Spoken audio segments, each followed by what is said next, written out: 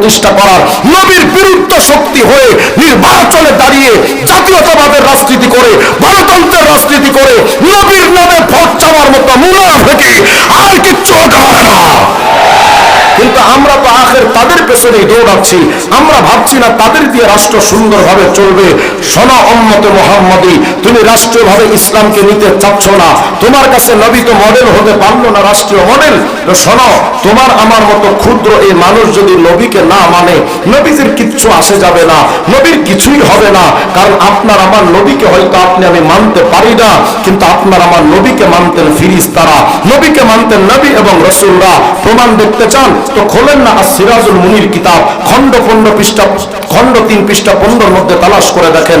নবী আরবি লাইলাতুল মেরাজে, মেরাজ রজনীতে যখন গেলেন মসজিদে আকসায়, যাওয়ার পথে বা আসার পথে ইখতিলাফের দিকে যাব না, রাসূল আরবি যখন মসজিদে আকসায় আসলেন, সাল্লা হুয়া ওয়া জিবরাইল কুল্লু ওয়াহিদ রাকাতাইন, 2 রাকাত নামাজ আদায় করলেন। আমার নবীও পড়লেন, জিবরিল আমিনও পড়লেন। আজকে মসজিদে আকসায় যে নবীর আগমন হয়েছে, মুহাম্মদ আরবি তো এমন একজন বড় নেতা ছিলেন, যেই নেতাকে হয়তো আপনি আমি চিনলাম না। আপনি আমি তো চিনেছি লেনিন, কালমাস, মাও সেতুং, আব্রাহাম লিঙ্কন, জিয়া এরশাদ আর মুজিবকে। নবী যে এত বড় নেতা ছিলেন চিনলেন তো না। অথচ ওই নবীকে ফেরেশতারা চিনেন। নবী যখন মসজিদে আকসায় এসেছেন, নবীর সম্মানার্থে ফাআযানা জিবরাইল আল মালায়েকা, জিবরিল আমিন ফেরেশতাদেরকে ডাক দিলেন। ওয়া নাযালাত মিনাস সামা, আসমান থেকে কাতারে কাতারে ফেরেশতারা নাজিল হয়ে চলে আসলো। ওয়া হাশারাহু জামিআল মুরসালিন ওয়াল আম্বিয়া, সমস্ত নবীদের আগমন হলো, রাসূলদের আগমন হলো। পুরা মসজিদে আকসা লোকে লোকারণ্য হয়ে গেল, মসজিদে আকসা ভরপুর হয়ে গেল।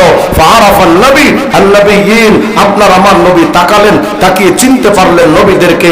মিন বাইনে কায়েম ওয়া রাকি ওয়া সাজিদ, নবী তাকিয়ে দেখতে পারলেন ওই যে বাবা আদম, ওই যে নূহ, ওই যে ইব্রাহিম, ওই যে ঈসা, ওই যে মূসা, কেউ দাঁড়িয়ে নামাজ পড়ছেন, কেউ রুকুতে আছেন, কেউ সিজদায় আছেন। নবী আলাইহিস সালাম তাকিয়ে সবাইকে দেখতে পেলেন। ইতিমধ্যে ফাআযানা মুআদ্দিন, ফজরের আযান হয়ে গেল। ওয়া উকিমাতিস সালাহ, ইকামত হয়ে গেল। ফাকামু সুফুফা, আজকে মসজিদে আকসায় তো ভরপুর হয়ে গেছে নবী রাসূল ফেরেশতাদের আগমনে। আযান একামতের পর সবাই দাঁড়িয়ে গেলেন কাতার বন্দী হয়ে, নবীরা দাঁড়িয়ে গেলেন, ফেরেশতারা দাঁড়িয়ে গেলেন, অপেক্ষমান সবাই। ইয়ান্তাজিরুনা মাইয়াহুম, সবাই অপেক্ষমান ছিলেন আজকের এই দামি জামাতে ইমামতি করতে পারে এমন দামি ব্যক্তিটাকে, সেই সম্মানিত ইমাম যিনি আজকে নবীদের ইমামতি করবেন, যিনি আজকে রাসূলদের ইমামতি করবেন। বাবা আদম, আরে তিনি তো সাহসী করেন না ইমামতের মুসল্লায় যেতে। খলিলুল্লাহ ইব্রাহিম, তিনিও তো হিম্মত করেন না ইমামতের মুসল্লায় যেতে। সবাই দাঁড়িয়ে আছেন কাতারে কাতারে, নিস্তব্ধতার আধার, একেবারে পিনপতন নীরবতা, কেউ কোনো কথা বলে না। সবাই যখন নিস্তব্ধ হয়ে গেছে বা ক্রুদ্ধ, কেউ কথা কয় না, ফাআখাযা জিবরাইল বিয়াদিহি সাল্লাল্লাহু আলাইহি ওয়াসাল্লাম ফাকাদ্দামা, জিবরিল আমিন সামনে এসে আপনার আমার নবীর হাতটা ধরে বললেন, মুহাম্মদ, আজকের এই দামি জামাতের ইমামতি আর কে করতে পারে? এমন যোগ্যতার হিম্মত কার? মুহাম্মদ, তুমি সামনে এগিয়ে যাও, নবী রাসূল ফেরেশতাদের ইমাম হয়ে যাও। আপনার আমার নবী ইমাম হয়েছেন ফেরেশতাদের, নবী এবং রাসূলদের। ওই নবী আপনার আমার নেতা হতে পারলেন না। ওই নবী হয়তো নেতা হয়েছেন শুধু টুপির ক্ষেত্রে, ওই নবী হয়তো ইমাম হয়েছেন শুধু দাড়ির ক্ষেত্রে, ওই নবী হয়তো ইমাম হয়েছেন নামাজ আর রোজার ক্ষেত্রে, কিন্তু রাষ্ট্রীয়ভাবে চোর চুরি করলে তার হাত কাটতে হবে, ওটাও তো নবীর নেতৃত্ব আছে। ওই নেতৃত্ব আপনি মানতে পারলেন না। ওটা প্রতিষ্ঠার রাজনীতি আজও পর্যন্ত আপনি করতে পারলেন না। আপনি ভেবে নিয়েছেন Awami League, BNP, Jatiya Party, JASAD BASAD, CPB, LDP আপনাকে শান্তি এনে দিবে। প্রতিবার কসম করে বলি, আওয়ামী লীগ বলেন, বিএনপি বলেন, জাতীয় পার্টি বলেন, কেউ আজ পর্যন্ত বলেনি আমরা রাষ্ট্রে ইসলাম কায়েম করব, রাষ্ট্রে ইসলামের আইন পাশ করব। অথচ তাদের মাধ্যমে এই বাংলাদেশে মদের আইন বৈধ হয়েছে, পতিতালয় বৈধ হয়েছে, তাদের মাধ্যমে সুদের আইন বৈধ হয়েছে। এরপর আপনি তাদের পেছনে যাচ্ছেন ভোট দিতে। যান না, আমি তো আপনাকে না করতে পারবো না। আমি জানি এই বক্তব্য দেওয়ার পর অনেক মানুষ আমার উপর নাখোশ হবে, তো হন না মিয়া, স্বৈরাচার সরকার তো 2 বার নিয়ে গেছে, 6টা মামলা এখনো পর্যন্ত নিয়ে ঘুরি, আমি এগুলো কেয়ার করি না, মরলে মরে যাব। কিন্তু সুস্পষ্ট বাণী হলো, যাদের দিকে আপনারা দৌড়াচ্ছেন ওরা আপনাকে দুনিয়াতেও শান্তিতে রাখতে পারবে না, আখিরাতে আপনার মুক্তির ফয়সালা করতে পারবে না। মুক্তির ফয়সালা দোজাহানে যিনি করতে পারবেন, যার সুপারিশে, তিনি হচ্ছেন মুহাম্মদুর রাসূলুল্লাহ। সুতরাং সেই নবীকে আদর্শ ব্যক্তি জীবনে মানো, পারিবারিক জীবনে মানো, সামাজিক জীবনে মানো, রাষ্ট্রীয় জীবনে মানো। তবে দুনিয়াতে তো মানলেন না। সেই বুখারী 2496 নম্বর হাদিস তালাশ করে দেখেন, রাসূল আরবি বলেছেন, ফাকুনু আউওয়ালা মান তানশাক্কু আনহুল আরদ, জমিন ফেরে কিয়ামতের ময়দানে সর্বপ্রথম জমিন থেকে যিনি উঠবেন তিনি আর কেউ না, আপনার আমার নবী মুহাম্মদুর রাসূলুল্লাহ। শুধু তাই নয়, আজকে তো এই নবীকে নেতা হিসেবে মানতে পারলেন না, তবে জামে তিরমিজির হাদিস খুলে দেখেন, রাসূল আরবি বলেছেন, শোনো, আনা সাইয়্যিদু ওয়ালদি আদম ইয়াউমাল কিয়ামতি ওয়ালা ফখর, কিয়ামতের ময়দানে আমি মুহাম্মদ ব্যবসায়ীদের নেতা, ডাক্তারদের নেতা, ইঞ্জিনিয়ারদের নেতা, পলিটিশিয়ানদের নেতা, সায়েন্টিস্টদের নেতা, আরবি বলো, আজমি বলো, দেশি বলো, প্রবাসী বলো, বিদেশি বলো, আলেম বলো, আওয়াম বলো, শিক্ষিত বলো, অশিক্ষিত বলো, মানব বলো, দানব বলো, ফেরেশতা বলো, নবী রাসূল বলো, আরে কোথায় তোমার কিয়ামতে লেনিন, কালমাস, মাও সেতুং, আব্রাহাম লিঙ্কন, কোথায় তোমার জিয়া এরশাদ মুজিব? নবী বলেন, কিয়ামতের ময়দানে কেউ নেতা থাকবে না, নেতা থাকবো শুধু একমাত্র আমি মুহাম্মদুর রাসূলুল্লাহ। ওই কিয়ামতে নেতা থাকবেন শুধু একজন। আল্লাহ যখন বলবেন সবাই নিজের ইমামের পেছনে যাও, আপনি আমি যখন নবীজির পেছনে দৌড়াবো, তিনি আমাদের নবী হিসেবে যখন দৌড়াবো, তো ফেরেশতারা তাকায় দেখবেন তোমার রাজনীতির মধ্যে, ব্যক্তি জীবনে হয়তো টুপিদারি সুন্নাহ মেনেছ, কিন্তু রাজনৈতিক ক্ষেত্রে তুমি মেনেছিলে জাতীয়তাবাদের রাজনীতি, গণতন্ত্রের রাজনীতি, সমাজতন্ত্রের রাজনীতি, ধর্মনিরপেক্ষ মতবাদের রাজনীতি। যখন নবীর দিকে দৌড়াবেন, বিশ্বাস করেন আর না করেন, ফেরেশতারা ধরবে আর জুতা দিয়ে পিটাই। এত সোজা নয় নবীর পেছনে যাওয়া, এত সোজা নয় জান্নাতের পথে যাওয়া। হায় আফসোস উম্মতে মুহাম্মাদি, তুমি মুজিবকে সম্মান দিয়ে তার মতো কোট লাগাইতে পারো, তুমি মেসি আর নেইমারকে সম্মান দিয়ে তার মতো চুল কাটতে পারো, নবীকে তুমি ইসলাম, নবীকে তুমি সম্মান দিয়ে নবীর পোশাক ব্যক্তি জীবনে পড়তে পারলা না, পারিবারিক জীবনে নবীর সুন্নাহ মানতে পারলা না, এতটুকু সম্মান ওই নবী তোমার কাছে পেলেন না, তো কি যায় আসবে বলেন? কুল কায়নাত যদি নবীকে সম্মান না দেয়, আমার নবীর কিচ্ছু আসে যাবে না। কারণ আপনার আমার নবীকে সম্মান দিতেন খোদ নিজে আল্লাহ। সুবহানাল্লাহ বলেন না? প্রমাণ দেখতে চান তো ঠিক আছে, পবিত্র কোরআনে কারীমে সূরাতুল ফাতিহা থেকে সূরাতুল নাস পর্যন্ত পুরো কোরআন শরীফ আপনি তালাশ করে দেখবেন, আল্লাহ পাক প্রতিটা পাতায় পাতায় তার রাসূলকে কতটা সম্মান দিয়েছেন। যত বড় নবী আসছেন পৃথিবীতে, সমস্ত নবীদের আল্লাহ নাম ধরে ধরে ডেকেছেন, কিন্তু একটা বারের জন্য হাবিবে কিবরিয়া হাবিবুল্লাহ মুহাম্মদ আরবির নামটা আল্লাহ পাক একবারের জন্য শুধু মুহাম্মদ, ইয়া মুহাম্মদ বলে ডাকেননি।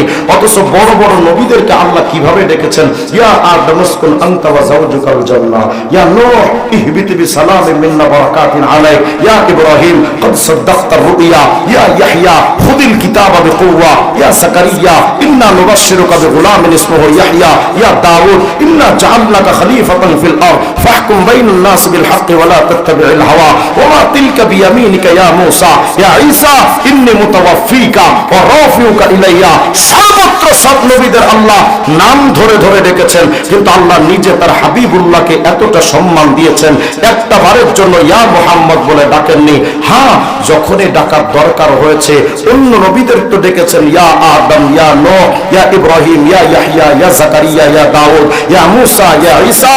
আপনার আমার নবীকে যখন ডাকার দরকার হয়েছে আল্লাহ পাক ইয়া মুহাম্মদ বলে ডাকেননি, অত্যন্ত সম্মানের সাথে, আজমত আর হুরমতের সাথে, চূড়ান্ত ভালোবাসা, আদর আর মহব্বতের সাথে নবীকে এভাবে ডেকেছেন, ইয়া আইয়ুহান নবী হাসবুকাল্লাহ, يا أيها الرسول بلغ ما أنزل إليك من ربك، يا أيها المزمل قم الليل إلا قليلا، يا أيها المدثر قم فأنذر، ياسين والقرآن الحكيم।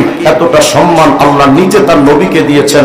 শুধু কি তাই, আপনি পুরা কোরআন শরীফ যদি খুঁজেন একটা জায়গা দেখাতে পারবেন না যেখানে আল্লাহ শুধু মুহাম্মদ শব্দটা এমনি এমনি উচ্চারণ করেছেন। পৃথিবীতে কোনো সম্মানিত ব্যক্তির নাম যদি আমরা উচ্চারণ করতে চাই, নাম উচ্চারণ করার সাথে তার লকব বা উপাধিটা ব্যবহার করি। যেমন আমরা বলি শাইখুল ইসলাম শাহ আল্লামা আহমদ শফি, কায়েদুল মিল্লাত আল্লামা জুনায়েদ বাবু নগরী, শাইখুল হাদিস ইবনে শাইখুল হাদিস আল্লামা মামুনুল হক। আমরা এভাবে উপাধি শব্দ ছাড়া সম্মানিত ব্যক্তিদের নাম নেই না। এই পুরা কোরআন শরীফ আপনার কাছে দিয়ে দিলাম, আপনি তন্ন তন্ন করে খুঁজে বলেন কোথাও আল্লাহ উপাধি ছাড়া নবী মুহাম্মদের নামটা উচ্চারণ করেছেন কিনা। উপাধি ছাড়া যখনই নাম ধরার প্রয়োজন হয়েছে আল্লাহ পাক হয়তো রসুল বলেছেন, নয়তো খাতামুন নবিয়্যিন বলেছেন। খুলেন না কোরআন শরীফ, আল্লাহ বলছেন ওয়ামা মুহাম্মাদুন ইল্লা রাসূল কদ খালাত মিন ক্বাবলিহি রাসূল মুহাম্মাদুর রাসূলুল্লাহ ওয়াল্লাযীনা মা'হু আশিদ্দাউ আলাল কুফার মা কানা মুহাম্মাদুন আবা আহাদিন মির রিজালিকুম ওয়ালাকিন রাসূলুল্লাহ ওয়া খাতামুন নবিয়্যিন। পুরা কোরআন শরীফের মধ্যে আল্লাহ পাক তার নবীকে অতি সম্মানের সাথে আল্লাহ পাক নাম ধরে ধরে ডেকেছেন, সম্মান দিয়ে। হায় আফসোস উম্মতে মুহাম্মদী, যেই নবীকে সম্মান আল্লাহ নিজে দেন ওই নবীর দাড়িটা কাইটা সেলুনে ফালায়া মানুষের পায়ের তলায় দিয়া জুতা দিয়া পাড়ায়া তুমি নবীকে কতটা অসম্মান করো। যেই নবীকে আল্লাহ নিজে সম্মান দেন ওই নবী বললেন আমার মতো টুপি লাগাও, দিলেন না। বললেন নবী আপনার টুপি আমার পছন্দ না। আমার মতো চুল কাটো, কাটলেন না। বললেন নবী আমার কাছে মেসি আর নেইমারের কাটিংটা বড্ড পছন্দ, আপনার স্টাইল আমার কাছে পছন্দ না। আপনার পোশাকটা আমার কাছে অল ভার্সন মনে হয়, ওটা আমার কাছে পছন্দ না। আমার কাছে নায়ক নায়িকাদের ভার্সনটা ওটা খুব পছন্দ। আমার কাছে আপনার রাজনীতি পছন্দ না, আমার কাছে রাজনীতি পছন্দ লেনিন আর কার্ল মার্কসের। বলো তুমি নবীকে আর কত ভাবে তুমি অসম্মান করো, নবীকে আর কত ভাবে অসম্মান করলে আপনার ভালো লাগবে। শুধু কি তাই, সমাজের মধ্যে অনেক মুসলমান এমন আছে গত স্বৈরাচার সরকারের আমলে রাশেদ খান মেনন নামক এক কুলাঙ্গার অবৈধ এমপি বলেছিল মোল্লাতন্ত্র ইসলামতন্ত্র, আর এ তো আরবের সংস্কৃতি, বোরকা হিজাব আর নিকাব এ তো আরবের কালচার, ওটা এই বাংলাদেশে চলবে না। কেন? বাংলাদেশ একটা স্বাধীন ভূখণ্ড, স্বাধীন ভূখণ্ডে আরবের কালচার আসতে পারে না। আমি তখনও বলেছি, আজ আপনাদেরকে বলছি, আরবের কালচার বিদেশি হবার কারণে যদি বাংলাদেশে চলতে না পারে তাহলে বাংলাদেশের জাতীয় সঙ্গীত হিসেবে রবি ঠাকুরের গান বানানোর আগে রাশেদ খান মেননদের 13 বার করে জুতাটি পিটানো দরকার ছিল। তুমি গানের ক্ষেত্রে, জাতীয় সঙ্গীতের ক্ষেত্রে বিদেশিরা ব্যবহার করতে পারো। আরে শুধু কি তাই, বাংলাদেশের সংবিধানের 4টা ধারা, গণতন্ত্র,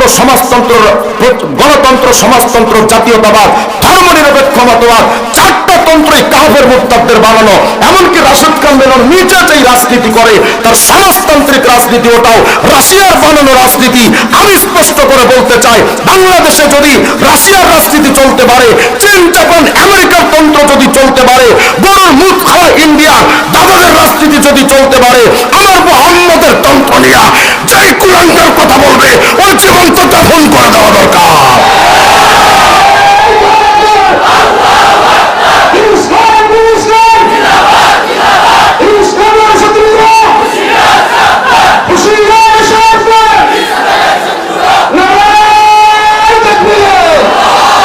আমার নবীর তন্ত্র শুধু দুনিয়াতে আরবে চলবে না। আল্লাহ পাক রাশেদ খান মেননরা বোঝাতে চাই, আরে মুহাম্মদের ইসলামটা আসছে শুধু আরবের জন্য, ওটাই বাংলাদেশে আসতে পারে না, ওরা এটাই বোঝাতে চায়। অথচ আল্লাহ বলছেন নবী আপনার ইসলাম শুধু আমি আরবের জন্য পাঠাইনি। আল্লাহ পাক কোরআনে কারীমের মধ্যে সব নবীদের বেলায় বলেছেন, আল্লাহ পাক জানিয়েছেন লাকাদ আরসালনা নূহান ইলা কওমি, আমি নূহকে পাঠিয়েছি তার নিজের গোত্র জাতির কাছে। ওয়া তিলকা হুজ্জাতুনা আতাইনাহা ইব্রাহিম, ইব্রাহিমকে হুজ্জত দলিল দিয়ে পাঠিয়েছি আলা কওমি, নিজের জাতির কাছে। ওয়া ইলা আদিন আখাহুম হুদা, আদ জাতির কাছে আমি পাঠিয়েছি হুদকে। ওয়া আতাইনা মূসাল কিতাব ওয়া জাআলনাহু হুদাল লিবানি ইসরাঈল, মূসাকে পাঠিয়েছি বনি ইসরাঈলের লোকদের কাছে। আর শুধুই 4 জন নবী নয়, আল্লাহ বলেছেন ওয়ামা আরসালনা মির রাসূলিন ইল্লা বিলিসানি কওমি, সব নবীদের নিজের জাতির ভাষা শিক্ষা দিয়া নিজের জাতির কাছে পাঠিয়েছি। শুধু আমাদের নবীর বেলায় আল্লাহ বুঝাচ্ছেন, নবী গো আমি নূহকে পাঠিয়েছি নিজের গোত্রের কাছে, ইব্রাহিমকে পাঠিয়েছি নিজের গোত্রের কাছে, সব নবীদেরকে পাঠিয়েছি সীমিত একটা নিজের এলাকার মধ্যে। কিন্তু নবী আমি আল্লাহ আপনাকে শুধু আরবের জন্য পাঠাইনি, আমি শুধু কুরাইশ আর বনি উমাইয়া, বনি হাশিম, বনি আব্দুল মুত্তালিবের জন্য পাঠাইনি। আল্লাহ পাক বলছেন ও নবী ওমা আরসালনাকা ইল্লা কাফাতাল লিন-নাসি বাশীরা ওয়া নাযীরা, নবী মুহাম্মদ আমি আল্লাহ শুধু আপনাকে আরবের জন্য পাঠাইনি, পশ্চিম থেকে পূর্ব দিগন্ত, উত্তর থেকে দক্ষিণ দিগন্ত, পুরা পৃথিবীর প্রত্যেকটা মানচিত্রের মানুষের জন্য আপনাকে পাঠিয়েছি। সুতরাং আল্লাহর সিদ্ধান্ত হলো নবীকে আল্লাহ পাঠিয়ে পাঠিয়েছেন পুরো বিশ্বের জন্য। সুতরাং এ কথা আমরা অকপটে নবীজির কথা দিয়ে বলতে পারি, লা ইয়াবকা আলা যহরিল আরদি বাইতু মাতারিন ওয়ালা ওয়াবার ইল্লা আদখালাহুল্লাহু কালিমাতাল ইসলাম। কিয়ামতের আগে এমন একটা সময় আসবে, ইসলাম শুধু আরবের 22টা রাষ্ট্রে সীমাবদ্ধ থাকবে না। ইসলামের পতাকা আজকে যেমন আফগানিস্তানে উদিত হয়েছে, ইসলামের পতাকা যেমন সিরিয়াতে উত্তীর্ণ হয়েছে, সেই দিন বেশি দূরে নয়, আরব থেকে নিয়ে বাংলাদেশ পর্যন্ত, ওয়াশিংটন থেকে নিয়ে দিল্লির লালকেল্লা পর্যন্ত, পৃথিবীর প্রত্যেকটা রন্ধ্রে রন্ধ্রে ইসলামের পতাকা উঠবে। যারাই বাধা দিতে আসবে জীবন্ত কবর রচিত হবে ওদের। আমার নবীর ইসলাম তন্ত্র নিয়ে যারাই কথা বলবে তাদের সাথে আমাদের আপোষ হতে পারে না। তবে আফসোসের সাথে বলি, উম্মতে মুহাম্মাদি হয়ে তুমি মুহাম্মাদের ইসলামকে মানলা না, তুমি লেনিনকে মেনেছ, কার্ল মার্ক্সকে মেনেছ, এর চেয়ে বড় হতভাগা জাতি সমাজের কি হতে পারে? সর্বশেষ আপনাদেরকে একটা তথ্য দিয়ে যায়। সেদিন ইমাম শাফি রহমতুল্লাহ মাযহাবের একজন আলেমের একটি কিতাব পড়তেছিলাম। এই কিতাবের মধ্যে তিনি লিখেছেন, মুহাম্মদ শব্দটা লিখতে 4টা অক্ষর আছে। কয়টা বলেন না? কয়টা? মিম হা মিম দাল, 4টা অক্ষর। তো তিনি কিতাবের মধ্যে লিখছেন, এই মুহাম্মদ শব্দ লিখতে 4টা অক্ষরের প্রতিটা অক্ষর আবার আলাদা আলাদা অর্থ আছে। কি অর্থ? তিনি লিখতেছেন, দেখো মুহাম্মদের 4টা অক্ষরের প্রথমটা মিম, মিম আল উলা ইশারাতুন ইলাল মুলকিল আউয়াল ওয়া হুয়া দুনিয়া। মুহাম্মদের প্রথম মিম মানে মুলকে আউয়াল, অর্থ দুনিয়া। মিম আস-সানিয়া ইশারাতুন ইলাল মুলকি সানি ওয়া হুয়াল আখিরা। মুহাম্মদের দ্বিতীয় মিম মানে মুলকে সানি আখিরাত। মাঝখানের হা ইশারাতুন ইলার রাহমা, হা মানে আল্লাহর রহমত। শেষের দাল ইশারাতুন ইলা দাওয়াম, দাল মানে সদা সর্বদা। মুহাম্মদের প্রথম মিম মানে দুনিয়া, দ্বিতীয় মিম মানে আখিরাত, হা মানে আল্লাহর রহমত, শেষের দাল মানে সদা সর্বদা। যেন আল্লাহ পাক নবীর নামটা মুহাম্মদ দিয়ে আল্লাহ বুঝাচ্ছেন, এই দুনিয়ার মানুষ, দুনিয়া থেকে আখিরাত পর্যন্ত সদা সর্বদা যদি আমি আল্লাহর রহমত পেতে চাও, আমার মুহাম্মদের শরীয়ত আর সুন্নাত মানা ছাড়া আর কোনো বিকল্প রাস্তা নাই।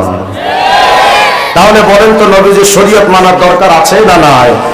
কিন্তু ভণ্ড পীররা তো নবীর শরীয়ত মানে না, কথা কয় না। ওরা বলে যে আমরা শরীয়ত মানি না। কি মানো? কয় মারেফত। আমগো নাম দিছে আমরা শরীয়তি হুজুর, আর তোরা কে? কয় মারেফতি পাগলা। এরা হলো মারেফতি পাগলা আর আমরা শরীয়তি হুজুর।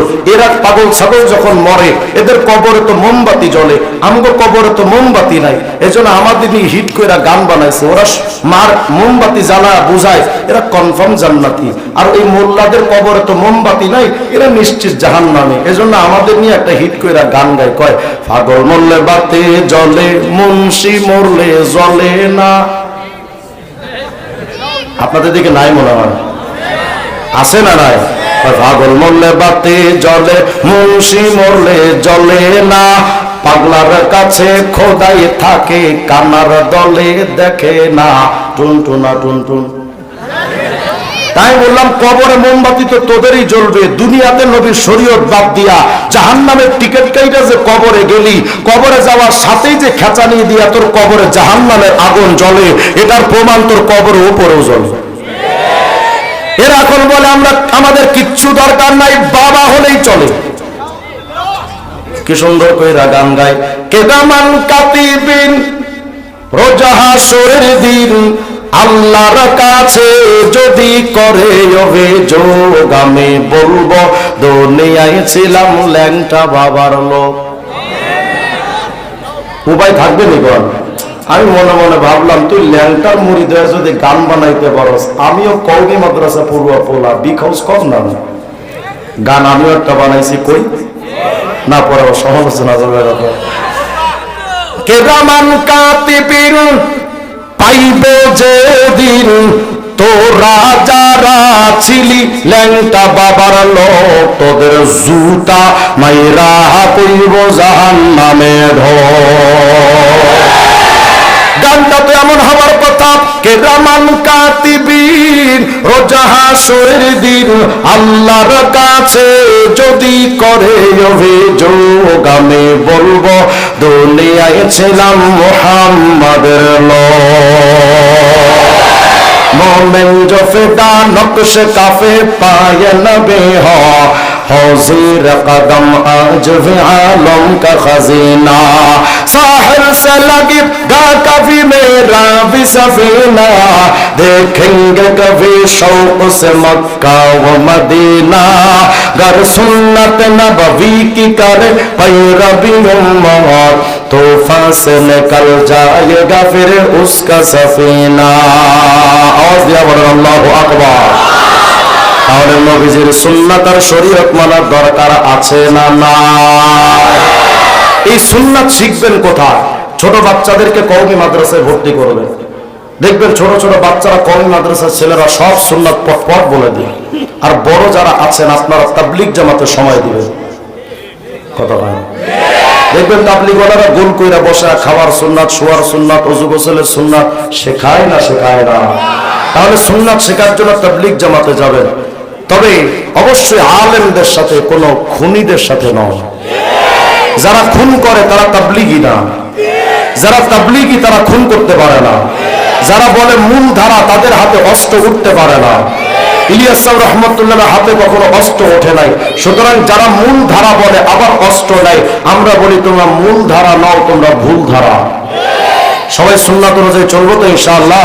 আসলে আমার এখানে প্রোগ্রাম নেওয়া ছিল না, আমার প্রোগ্রামটা সুনামগঞ্জে 2টা প্রোগ্রাম আছে।